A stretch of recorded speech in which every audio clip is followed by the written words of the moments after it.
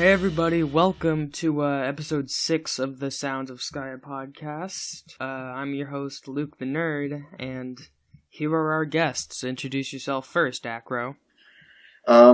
It's me, Die. And Alpha, you're new here. We haven't seen you before. Who are you? Alright, I'm Alpha Shire. I am a member of the Cool and New Music team. I make music and art. Well, people don't really consider me to be a music person, but I beg to differ. And Scarodactyl. Hey everyone, Scarodactyl, opinion haver and artist ordinaire. And I'm Luke the Nerd. I'm the host of this podcast. I've done a couple of art, and I am featured on the most recent Cool and New track. Today, since we're doing this chronologically, we're not going to be talking about Volume 4 yet, so we're going to be doing Midnight Crew Drawing Dead right now.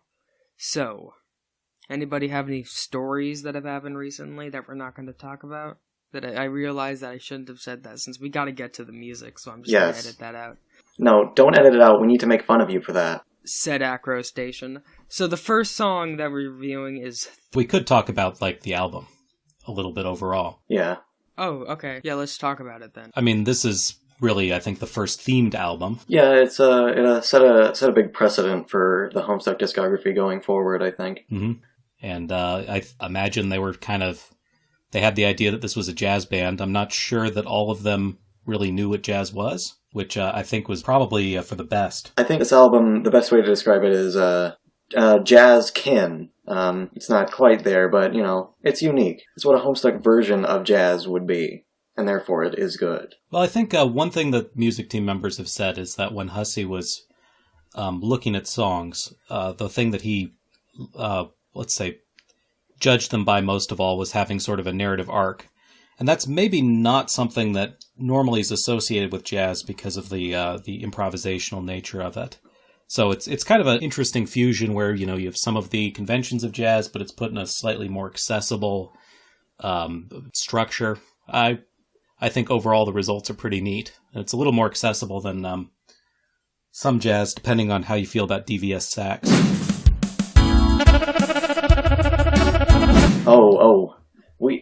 Over here, we love DVS sax. We love our DVS sax. It's our breakfast, lunch, and dinner. We eat it all the time. It's our favorite meal. It's my brunch. Alpha, you got anything to say on the album? Any significance? Not really. Alright, so the first song that we're going to be reviewing today is 3 in the Morning.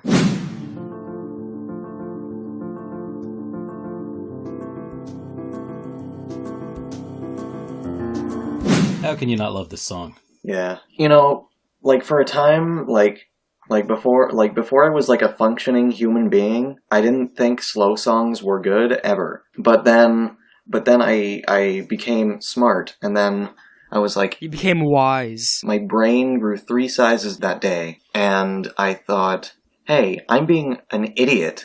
Slow songs are good. And this song is good. And that's all I have to say. It's definitely one of those songs that has been, remixed 100 times. Mm-hmm. And it's everybody who's made Homestuck music knows it.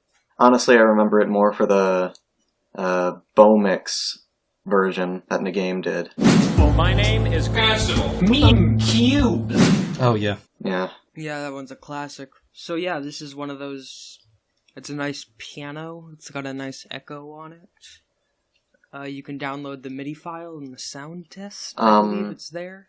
A portion of it later on in the song gets remixed in one of my favorite tracks from Volume 9 called Three's a Crowd.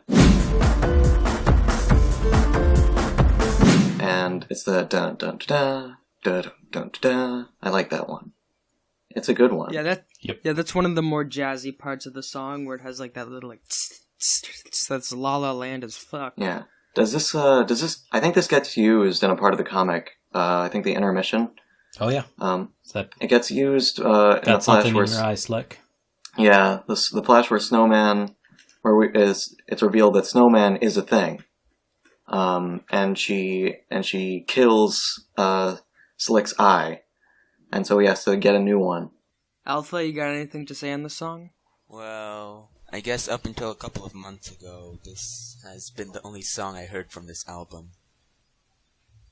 Yeah, it's a pretty weird album because Midnight Crew isn't like what you think of when you think of Homestuck. You've heard Liquid Negrosity. That's Well, yeah, but it's like one of those songs where it's like it's transcended Midnight Crew. Well, he's heard Lycord Necrasty anyway. yeah. I think this song is fitting for the flash it's in. Like it makes Snowman like an air of mystique to her. I think. Yeah, it's very atmospheric, and I like it. Very classy. Yeah. Yes, of course, the song was by Clark Plasmataz Powell, who No surprise there. we care about deeply, Yeah. We and love has we love created we love smoking up some of the a most Clark classic Powell Homestuck every piano now and again. songs. So, are we done talking about that song? Yeah, I think that's a good discussion. The next song that we're talking about is Blue Noir by David Coe.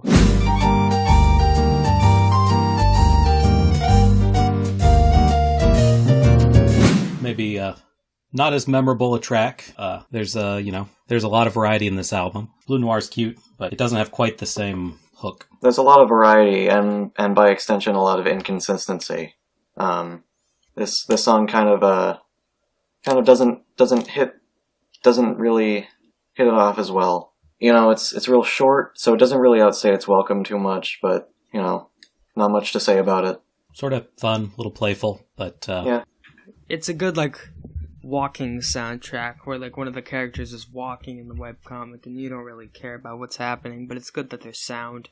It's something that would be used in the Let's Read for sure. Yeah, definitely. I feel like there's enough to it that somebody probably could make a really great remix of it, but it just didn't happen in this case. Add some swing, add some bass, add a crackling beat, and you'd have yourself a hit.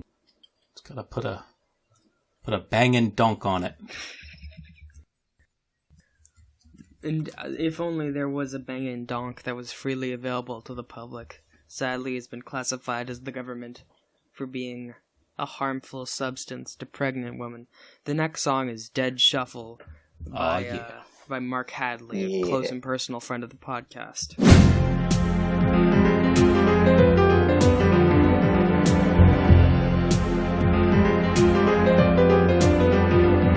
I wonder what new and inaccurate things we're going to say about Mark Hadley today. Oh, this is the one. This is the one you all remember. It's from that Flash. This is the hit. It's from that Flash that This is the bop. your mom used to play on her cell phone. You can't play Flashes on cell phones. I'm making that up. You can't anymore, but you sure could back then. Yeah. You young people with your flashless cell phones, your Clark Powells. It's real good. It's amazing. Yeah. It's got the atmosphere. It's got the things. It's got the rings. It's got the slings. It's got all of it.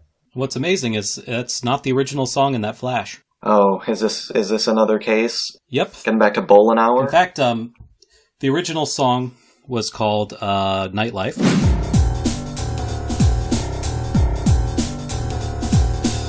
It was by Michael Guy Bolin.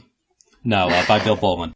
And it was also really good, and actually, in spite of how amazing this track is, a number of people were sad to see Nightlife go and be replaced by this. Yes. And what's interesting, maybe most of all, is that Nightlife is almost the opposite of this song. It's more rough. It's more fast-paced. Yeah, this is a lot more smooth. It's a lot more smooth, you see, playing a cigarette and grabbing a dame. Playing a cigarette. And then it's the Flash it's in is I think it's Dave is looking at his computer and he's checking the newest MSPA adventure, which happens to be Midnight Crew, which happens to be happening in real life in the Troll Session. But it's not the same Midnight Crew, probably, because there are some differences in how they're presented. And of course, Hussey was going to do a Midnight Crew adventure if Homestuck didn't work out, and he came pretty close. Yeah. I remember there was this guy who, made the Midnight Crew, and then Hussey used it. Professor Mayanaka. Yes, that was the guy. And in the comic, you can see his, Mayanaka's pendant, used twice in the comic, I believe. Yep. Once on the floor in the vault, and once in Openbound, Openbound. because I drew it because I wanted people to remember. Oh, you drew it? Yep, I drew it. Nice. That's You're cool. a hero. Ah. Yeah, Mayanaka actually, after he came up with the names of the characters, and he bought sketches by Hussey back when you could do that, and Hussey came up with the designs, and they ended up working so well he incorporated them later. In turn, Mayanaka then made a fan venture about the felt, and he got a few hints from Hussey about their abilities. Yes. And it all ended in tears and recriminations because he labeled it as semi-canon because he had a little bit of information from Hussey, and that was maybe beyond some people's ability to justify or process. Yeah. I wasn't there, though. Is so it any good? It's mostly gone. Yeah, it was all right. Yeah. But the images have since passed. But back in the day I read it, and it was pretty good. Rest in bananas. I remember all the felt, but I don't remember, probably any of the dance sisters. Nobody should remember those. Well, that's just right priorities. Yo, okay, fuck the Dancestors. Except I for don't know play Openbound, even if you don't want to learn about the Dancestors, because it's still the most important walk around. It took me 5 hours to do that. Yeah, it's got a lot of things that look good in it, but there's a lot of text in there that makes my eyeballs want to jump out of my head. The angry car cat, well, not the angry, but the talkative car cat, for some reason I'm blanking on the name. But, that's the worst character Cancri? ever created in all of fiction. Cancri, yes. I think all of the dance sisters Cronus are... is sitting right there. No, all of them are equally bad. And should be lined up and executed. One by one. I think they were, actually. Yeah. They're all dead. Yeah, probably. Good riddance. Some of them twice. I did it myself. So the next song that we're talking about is Heart's Flush.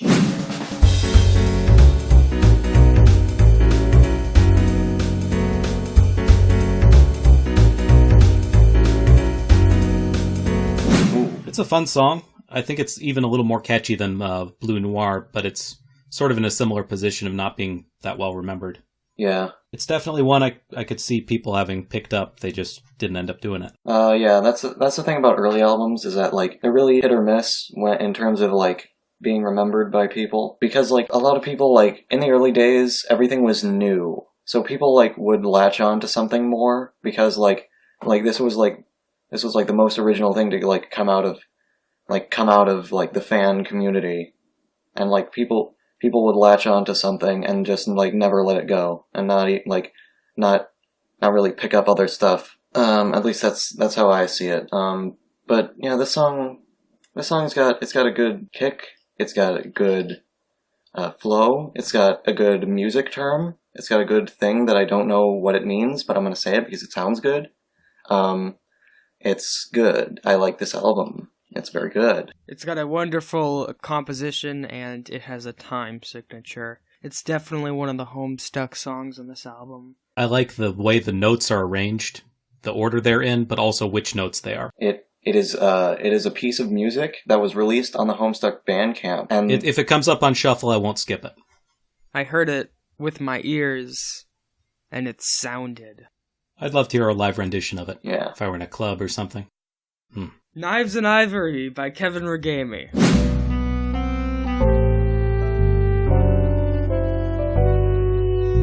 I remember this song specifically for being one of the first cutaway things I did when editing the first podcast. Wasn't it by Andrew Hugh or whatever his name was?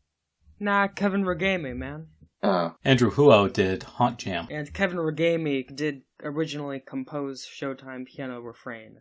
And this definitely is a piano song, so I'm glad that he's not a dirty liar. I mean, it's nice. It's another nice track. I enjoy it. Yeah, a lot of this album is sort of blends together for me. There's a lot of tracks that if they came on a playlist, I wouldn't turn it off, but I wouldn't really remember it afterwards. Maybe not one you'd seek out. Yeah. I mean, I had this album on repeat when I was studying many a time. Yeah. It's got a good atmosphere to it, but not a lot of the songs are that catchy. Yeah, I think that's ultimately why this album isn't exactly remembered that well, because they're all just sort of a weird, like, music style that hasn't really been that well explored in Homestuck, which is like a noir jazzy feel. Yeah. It's sort of I'd say it's sort of a black sheep of the Homestuck albums. Get it? Because all the Midnight Crew are African American.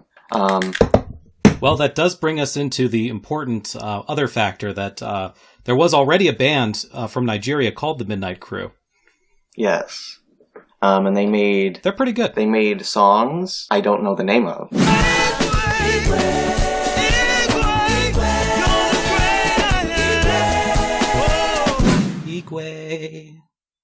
Igwe. Whatever that song is, that's what they made. It's called Igwe.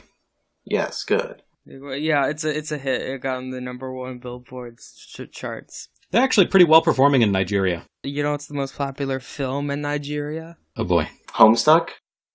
Space Cop. Wow. I know which kind of Space Cop is the best movie ever made. It is so fantastic. I thought it would probably be, Infinity War like it is everywhere right now. Nah, the most popular anime in Nigeria is Homestuck, though. This is Liquid Negrosity. All right. Oh.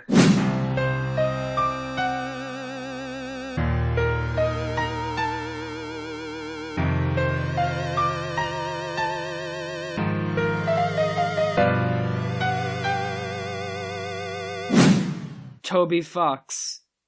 Tobuscus? Yeah, Toby Turner, inventor of the Annoying Orange. Toby Turner, inventor of the Fairy Godparents. Toby Turner, inventor of the Death Note. Yes, he wished upon his fairy godparents, and they made him a Homestuck musician. That's what he wished for. And this is the first song he made, ever. Then he made his first ever game, Undertale 2, and it sold 5 copies worldwide.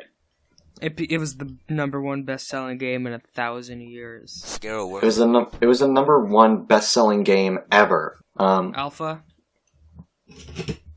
You there? Yeah. Good to know. This song, you might remember it.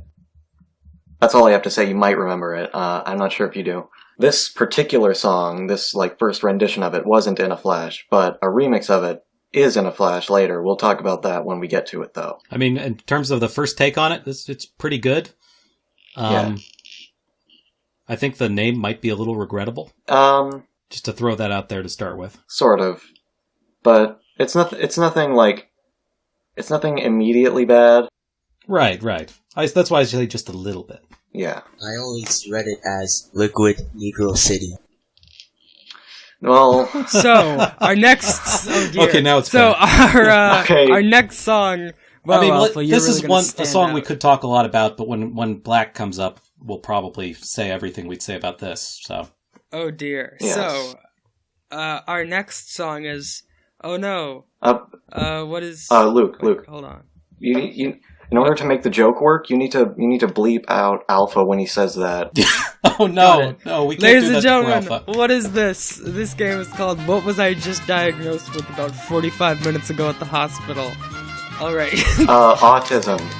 Next song. No, I got that was like 11 years ago. Scarrow, what do you think? Okay, should I go dark or should I go realistic? Realistic. Subarytic dermatitis. Alpha, what do you think? Definitely gonorrhea. Ooh, I'm sorry, you're all wrong. It was precordial catch syndrome. Yeah, boy. Hey, let me Google that. I thought I killed this bit. Well, actually, precordial catch syndrome, known as Texeter's twinge, is a common cause of chest pains, complaints in children and adolescents. It also occurs, though less frequently, in adults. PCS manifests himself in a very intense, sharp pain, usually at the left side of the chest, which is worse when taking breaths. Patients often think that they are having a heart attack, which causes them to panic. The Price is Right music is just playing over this. This typically lasts 30 seconds to 3 minutes, though some episodes last only a few breaths. Is that how long this bit is gonna And last? in rare cases can last up to 30 minutes. In all cases, the pain is resolved quickly and completely. Well, Wikipedia, in its first sentence, calls it a non-serious condition. Correct. I'm glad to hear you're not going to die, but I'm sorry to hear that you feel like you're going to die. I thought I killed this bit in episode 4. So the next song is Hollow Suit by Alexander Rossetti.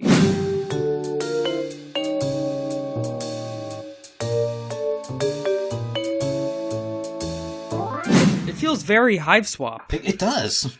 Wow. It feels like it was written by the Cockroach Man himself. Say it. Toby Fox. Yeah! See, I prefer to think of James Roach as being the fish type of roach. He's kind of. I see all of the What Pumpkin staff as a greasy hobgoblins. He's the second worst James in the Homestuck fandom. It's got a good title. It's like Follow Suit, but with an H. Yes, it's almost like a music piece that is a song. What can I say about this? It's a song, and it's pretty good. Next song, please. Well, funny you should say that, because the next song is Antimatter by our favorite Mark Hadley.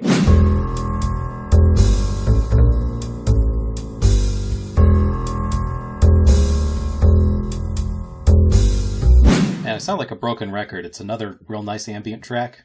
It's got something going on. Yeah. My name is Jack Noir. Anyway, we're talking about Homestuck songs right now, and this one is pretty good, and I like it. It's kind of like... It's a little different from some of the early albums in that a few of these tracks are still sort of forgotten and maybe even forgettable in general, but they're maybe better. Yeah. Even if they're forgettable, I like them more in the moment. I think I'd say I think the early albums are wrought with a lot more inconsistency in terms of my enjoyment. Sometimes I'm really into them, but sometimes they kind of like put me to sleep a little bit. But a lot of the later albums, like 7, 8, 9, 6, also, I think that's around when they get like 6 is. There's a timeline for this. Volumes 1 through 4 is like caveman banging rocks together. It's good, but it's inconsistent. Volume 5 is like when it becomes like there's like the most of it there, but it's the most inconsistent. But it's got a lot of the bangers that you remember. Volume 5 does, but Volume 6 is a lot like extremely concise, but like all of it's good. And then Volume 7 doubles the track list of Volume 6. So like we're getting, and it's all good also. So like, and each subsequent volume, I think, gets like there's more of it, and it's more consistently good. Alpha, are you still with us? Yes. Please, God, say something. Alright, I believe this is the second song chronologically on the album which does not use the saxophone. That's a good point. Correct. Next song, Ballad of Jack Noir.